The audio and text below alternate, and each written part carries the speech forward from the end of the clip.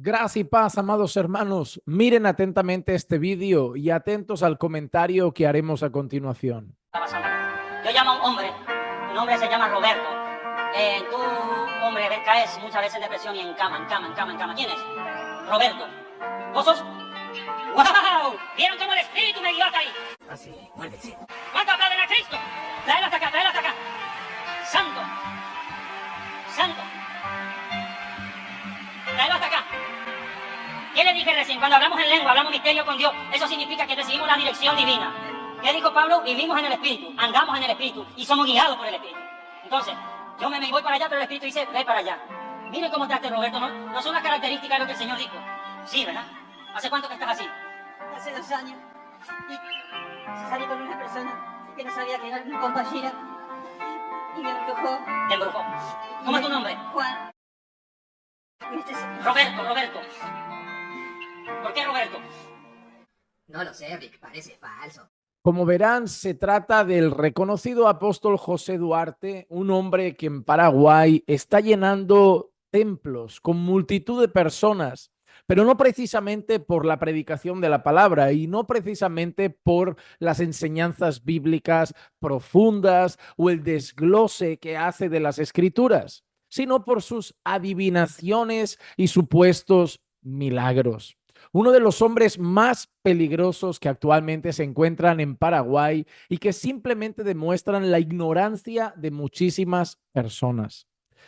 Yo quiero hacer este vídeo, pero no para hablar hoy a los falsos maestros, sino para preguntar algunas cosas a las personas que van a esos lugares, para yo conseguir entender qué hay en sus cabezas.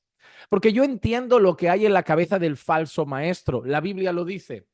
La Biblia dice que su Dios es su propio vientre. La Biblia dice que hace mercadería de las personas. La Biblia afirma que son amantes de las cosas pasajeras, temporales, codiciosos y amantes del dinero, y que solo utilizan a las personas como producto para lucrarse ellos mismos. Así que a la luz de la palabra de Dios, yo sé lo que hay en la mente de cada falso apóstol, sé lo que hay en la mente de los falsos profetas, porque las escrituras lo revelan. Pero me gustaría saber exactamente lo que hay en la cabeza de esas personas. Por ejemplo, cuando ustedes ven ese vídeo, es normal entender la farsa que hay detrás de todo eso.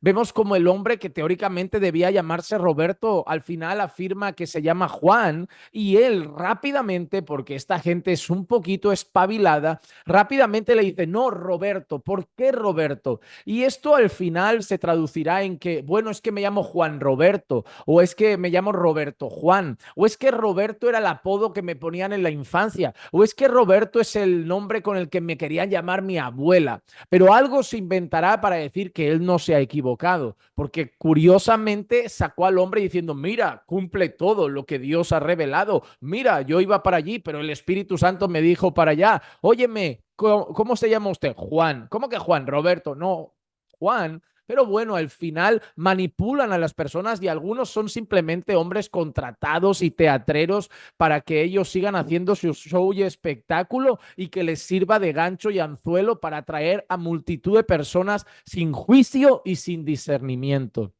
Ahora, yo me pregunto, este hombre es conocido por algo, por revelar cosas como esta. He visto vídeos donde él dice, no, mira, escucho notas musicales, veo ángeles aquí, veo ángeles allá, veo a alguien que se llama fulano, veo a alguien cuyo nombre empieza por la J, veo a alguien cuyo nombre empieza por la E, veo un depresivo, veo una mujer que han orado por ella, veo una mujer que un profeta moreno le puso las manos encima, veo a un hombre que su mujer le tiene triste. Veo a un niño que está rebelde con sus padres, veo una madre que llora por su hijo, siempre esas cosas. Ahora yo me pregunto, ¿van a la iglesia a que alguien descubra algún secreto, le revele la primera letra de su documento de identidad, revele su fecha de nacimiento y sepa que hay un depresivo en la sala? Esa es la motivación que tienen para ir a un lugar a adorar al Señor. ¿Dónde ha llegado la iglesia cuando las personas parecen más que buscan en los templos adivinos y brujos que predicadores de la palabra del Señor?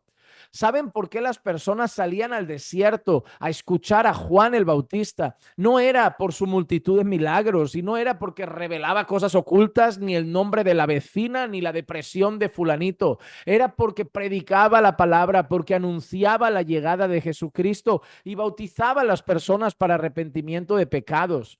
Cuando el apóstol Pablo hasta las altas horas de la noche estuvo predicando, las personas estaban ahí, no porque Pablo revelara los secretos del corazón de alguno o porque dijera el nombre de otro, la letra del apellido de fulanito o el documento de identidad de la vecina del cuarto. Escuchaban la palabra de Pablo y sí, Dios usaba a Pablo con poder. Vemos ciertos milagros hechos por el apóstol Pablo, pero las personas iban a escuchar la palabra. Cuando miramos a lo largo de la historia, la iglesia, vemos que lo que más ha deseado la iglesia es nutrirse de la palabra. Además, la propia palabra dice que el creyente anhela como un bebé recién nacido la leche pura de la palabra de Dios. Pero la iglesia hoy bosteza en los sermones, la iglesia falta los estudios bíblicos, la iglesia se aburre de esas cosas. Quieren el culto de liberación, el culto de la conquista, la campaña del milagro, el culto de la revelación oculta, el culto de la revelación secreta, el culto de la palabra de ciencia.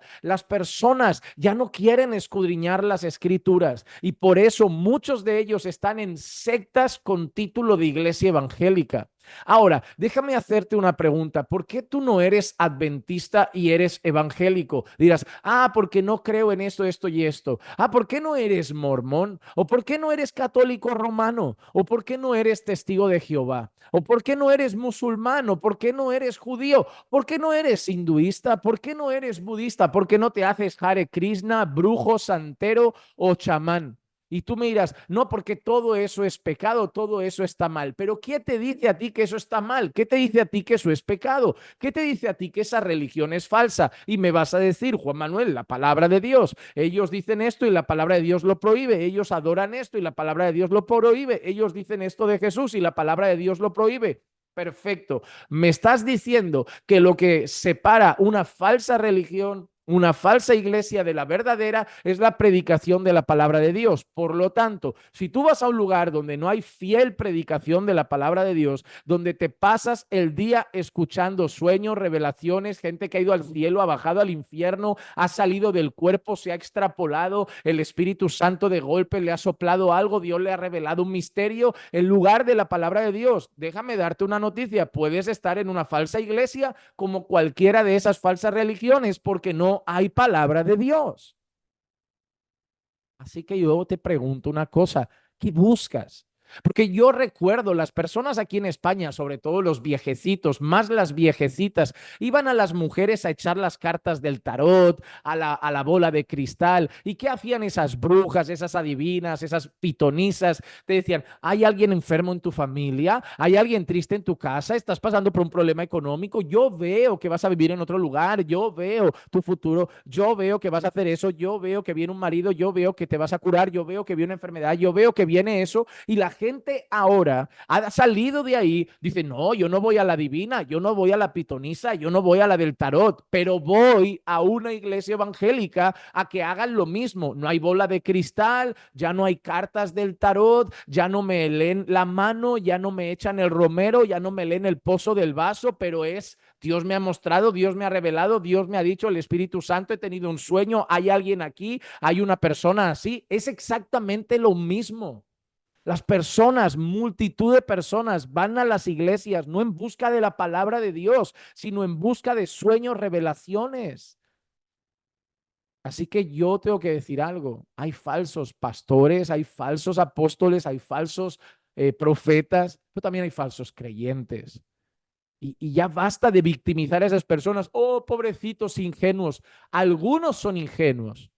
Otros simplemente, como dice la escritura, teniendo comezón de oír, no soportarán la sana doctrina, odian la sana doctrina, odian la iglesia que habla de pecado, odian la iglesia que llama al arrepentimiento, odian la iglesia que habla de santidad, odian la iglesia que golpea el orgullo, odian y se aburren de estudios bíblicos, escuchan teología. Ay, se aburren, escuchan de palabra, a mí no me hables de doctrina, qué aburrimiento, doctrina, doctrina, doctrina.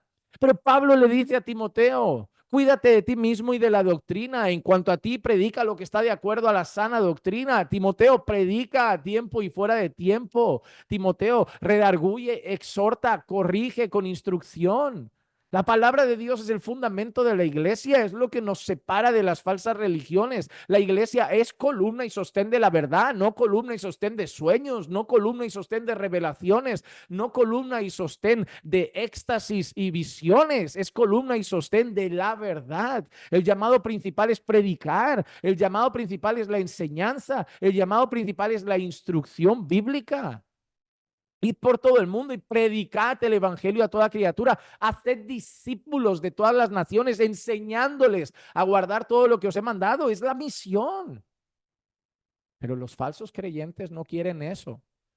Así que dos cosas. Número uno, la mayoría de personas que están en esos lugares no han nacido de nuevo, no conocen a Dios, no aman a Dios, son falsos creyentes. Así que por un lado, esos falsos apóstoles y profetas sirven de filtro. Segundo, tú que vas a una iglesia sana, bíblica, centrada en el evangelio, no seas seducido por el error de decir, pero ahí van multitudes. Los testigos de Jehová no dejan de crecer, tienen multitudes. Los mormones son una multitud, especialmente en Estados Unidos. Hay ciudades en Estados Unidos que prácticamente la ciudad entera es mormona. Los musulmanes son una multitud. Los judíos que niegan a Jesucristo son una multitud. Los budistas son una multitud. Los hinduistas son una multitud. Los ateos son una multitud. Una multitud no significa aprobado por Dios. Una multitud no significa bendecido por Dios.